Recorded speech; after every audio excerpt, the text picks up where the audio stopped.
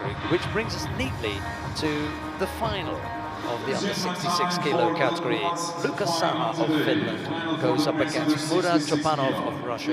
It'll be SAHA in the white judogi, CHOPANOV in blue. Let's take a look and see how they got here. Well, for SAHA, there was a bye in the opening round. Georgish, Abramyan and Parchev were defeated on his route. It was Gago, Biramov and Kaya who were down by CHOPANOV on his route to the final. The referee in the middle for this one is Roberta Chioglia of Italy, and with commentary on this last final, here is Lincoln. Well, we followed these two players throughout the day, and both have shown impressive performance in all their matches. CHOPANOV came in as the existing European vice champion, the silver medal from last year, and here he is again in the final for a gold medal. And SAHA came in here as the #1 seeded player from Finland. He definitely did not disappoint. He lived up to his expectation, and here he already secured a medal for Finland, which is not common, you know, to be on the podium at the European Championships seniors. I think for Finland there were a total of 3 European champions in the past. Let me just give you a quick rundown of this. So, 1989 Helsinki, 71 kilos, Jorma Korhonen, and 1989 open weight division in Helsinki, Juha Salonen, and then for many years he did not have a medal.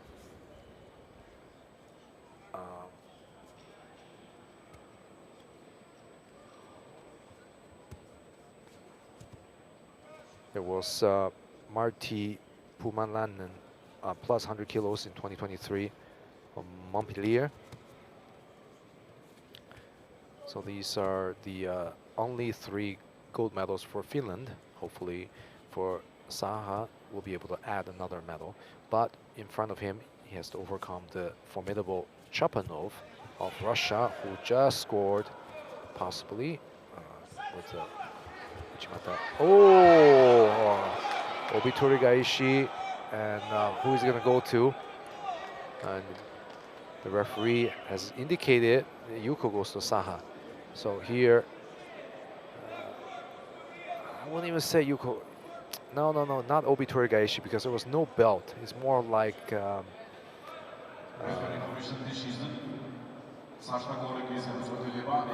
yes, you can call Obitori Gaishi, Hikikomi Gaishi, without the belt.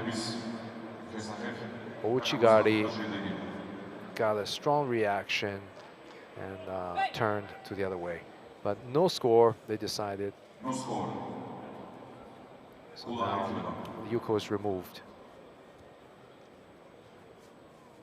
It was a big throw, but no score.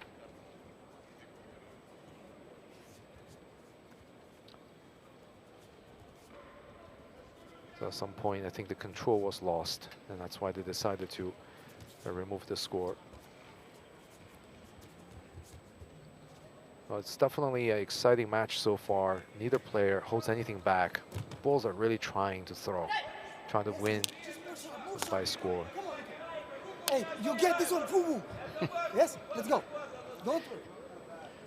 He's really into it, isn't he?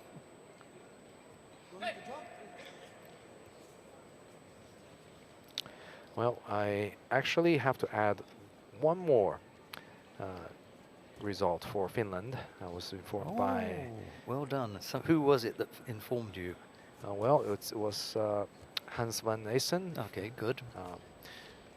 Founder of Judo Inside. He said Jana Räikkönen was also a winner for Finland in 1989 in the women's category. I don't remember which weight category. Hey, when you shift the side. Yes. Who was it that he said? Jana Räikkönen. Yes. He's right. Well done, Hans. Well, thank you. Well, we always are open to useful suggestions. That's the power of the interactive platform.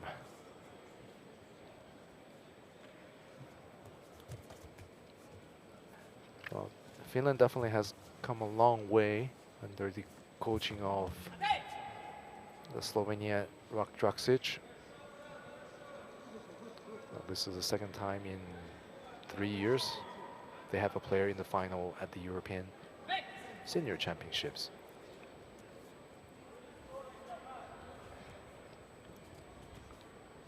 Well, after some big flares in the first 2 minutes, these two are a little bit more cautious now. I think the energy level is also decreasing.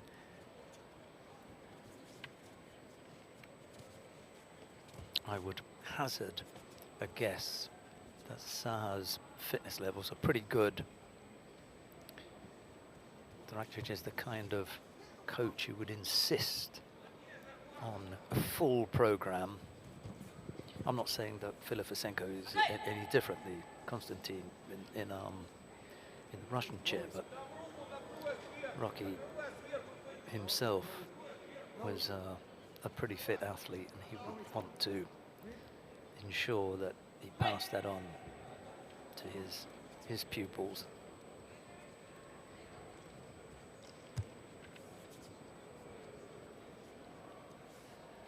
That's and that hard work is paying off, as we can see at the highest level. Oh, such quick footwork, Ouchi Kouchi. You don't know which direction he wants to go. And he was moving in a circle at the same that's right. time. Which way he was going to go. And every couple of centimeters that he moved, he suggested that he was going to be able to change direction as well. It happened all very quickly. So fluid. Yeah. As smooth as butter. Oh, nice. Yashi Kosoto. Okay. It went very quickly, didn't it? 4 minutes. Regulation time is over. Golden score needed to sort this one out. And it was an enjoyable match because they were really trying, and there were good techniques, good timing.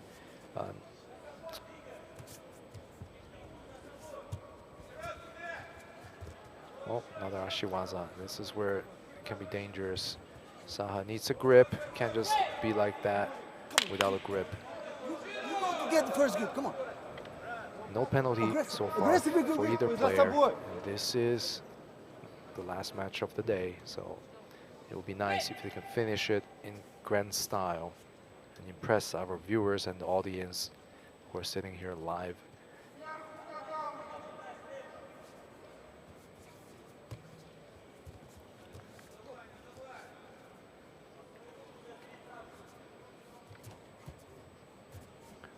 Kosoto Kouchi, quick on the feet, and a little bit fake with Uchimata. 3 attacks in a row. This is the one, look at, come on. Well, definitely the return of the Russian team made the competition slightly more difficult, since they were always one of the top countries in judo. And it's no surprise that we're seeing more of them again fighting for a medal. And this is going to be a risky situation. Oh my goodness! Utsurigoshi, moving hip throw. Oh, Saha took a risk. He really went for it, gave 100% commitment. And guess what? That, gave him credit for the boldness, for the commitment. But unfortunately, that went against him. Chopanov really had good control with the counter throw, reacting instinctively with Utsurigoshi, moving hip throw. And the gold medal goes to Russia. And I think this is their first gold medal in the European Championships so far this year in this event.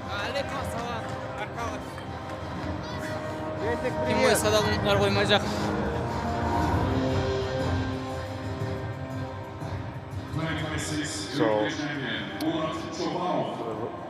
before the change of category to 60, from 65 to under 66 kilograms, Russia has won the European Championships twice in this weight division, which Do you know who they were? were Alim Gadanov in 2012.